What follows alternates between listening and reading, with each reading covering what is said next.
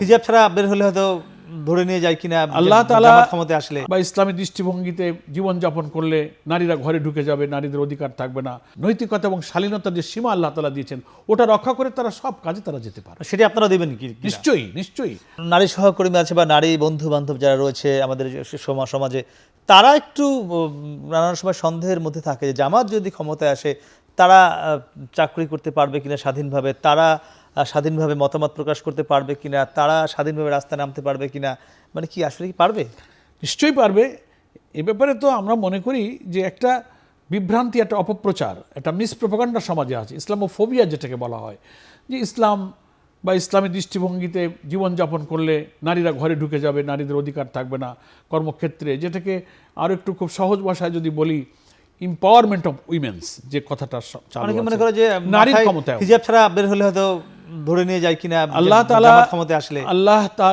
আল্লাহ রাব্বুল আলামিন এবং তার প্রিয় রাসূল সাল্লাল্লাহু আলাইহি ওয়াসাল্লাম নারীদের এবং পুরুষদের উভয়কেই শালীনতা, নৈতিকতা এবং সমাজের শান্তি শৃঙ্খলা এবং উন্নত নৈতিকতার ভিত্তিতে যে সমাজের দর্শন দিয়েছেন, সেই শালীনতা বজায় রেখে নারীরা সমাজের সব কাজে তার যোগ্যতা অনুযায়ী যেতে পারবে, সার্ভ করতে পারবে।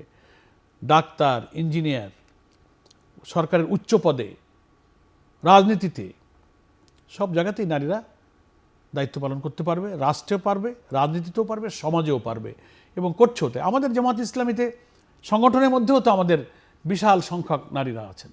প্রায় ইলেকশন কমিশনের যে এই আরপিওতে বলা আছে যে রাজনৈতিক দলের মধ্যে 33% নারীদের অংশ থাকতে হবে। আমরা তো তাও ওভার করে প্রায় 40-তে চলে গেছি। আমাদের লোয়ার টায়ারে আমাদের ডিস্ট্রিক্ট কমিটি, আমাদের সেন্ট্রাল কমিটি, আমাদের মজলিসে শুরা, ডিসিশন মেকিং, পলিসি মেকিং ফোরামগুলোতে তারা আছে। আর রাসূল সাল্লাল্লাহু আলাইহি ওয়াসাল্লামের সময় নারীরা তো সমাজের কাজে, সেবার কাজে, এমনকি প্রয়োজনে যুদ্ধের ময়দানেও নারীরা গিয়েছেন। সেখানে নৈতিকতা এবং শালীনতার যে সীমা আল্লাহ তাআলা দিয়েছেন ওটা রক্ষা করে তারা সব কাজে তারা যেতে পারে। সেটা আপনারা দেবেন কি? নিশ্চয়ই নিশ্চয়ই। আচ্ছা, আর আমরা তো ইসলামী কল্যাণ রাষ্ট্র এবং ইসলামের যে বিউটি যেটা আল্লাহ তাআলা দিয়েছেন, ইসলামী দর্শনের ভিত্তিতে যদি মানব কল্যাণে কোনো রাষ্ট্র হয়, সেই সৌন্দর্যই সেই রাষ্ট্রে প্রতিফলিত হয়। বাংলাদেশের সংস্কৃতি মনা লোকজন মনে করে জামাত ক্ষমতায় আসলে সিনেমা হল বন্ধ করে দেওয়া হবে, শিল্পকলা একাডেমির মধ্যে যে সাংস্কৃতিক কেন্দ্রগুলো রয়েছে সেগুলো বন্ধ করে দেওয়া হবে। না, আসলে কি আপনারা বন্ধ করে দেবেন ক্ষমতায় আসলে? সিনেমা, গান, ছড়া, নাটক, সাংস্কৃতিক কথাটা তো দোষণীয় নয়। জীবনের আচার, জীবনের অভ্যাস, মানুষ যা ধারণ করে তার জীবনযাপনের যে কালচার, যে প্রসেসটা, দ্যাট ইজ আওয়ার কালচার। তো সেটাকে একটা সততা, নৈতিকতার ভিত্তিতে যে সংস্কৃতি গড়ে উঠবে, তার ভিত্তিতে নাটক, তার ভিত্তিতে সিনেমা, তার ভিত্তিতে গান, তার ভিত্তিতে ছড়া, তার ভিত্তিতে কবিতা, এটা দোষণীয় নয়।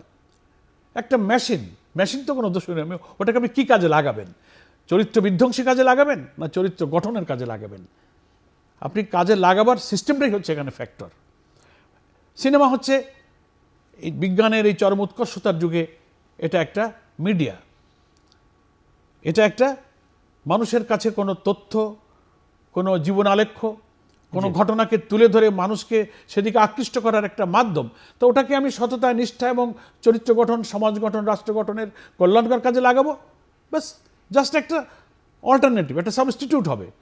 এটা একটা মিথ্যা প্রচারণা যে সিনেমা হল থাকবে না, নাটক থাকবে না, এটা থাকবে না। এটা একটা অপপ্রচার। সংস্কৃতির এই অঙ্গনে ইসলামের যথেষ্ট বিচারণ আছে এবং সেটা ইনশাল্লাহ থাকবে। আচ্ছা।